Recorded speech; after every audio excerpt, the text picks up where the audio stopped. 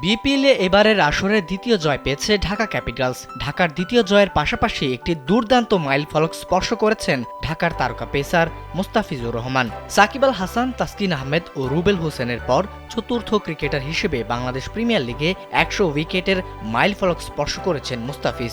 সোমবার চট্টগ্রামের জহুর আহমেদ চৌধুরী স্টেডিয়ামে দিনের প্রথম ম্যাচে মুখোমুখি হয় সিলেট স্ট্রাইকার্স ও ঢাকা ক্যাপিটালস। বিপিএলের এই ম্যাচে নিজের ৯৯ উইকেট নিয়ে মাঠে নামেন ঢাকার এই তারকা।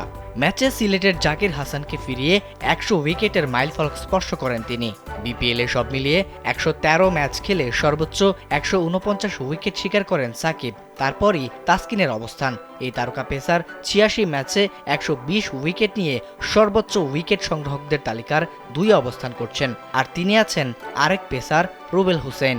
৮৯ ম্যাচে তার উইকেট সংখ্যা ১১০। কাটার মাস্টার মুস্তাফিজ বিপিএলে উইকেট সেঞ্চুরি পূর্ণ করতে খেলেছেন ৭৯টি ম্যাচ। তার এমন কীর্তি গড়ার দিনে শেষ ওভারে আরও একটি উইকেট নিয়ে ঢাকা ক্যাপিটালসকে দ্বিতীয় জয় এনে দেয় তার দল। এ ম্যাচে সিলেটকে তারা হারিয়েছে মাত্র ৬ রানে।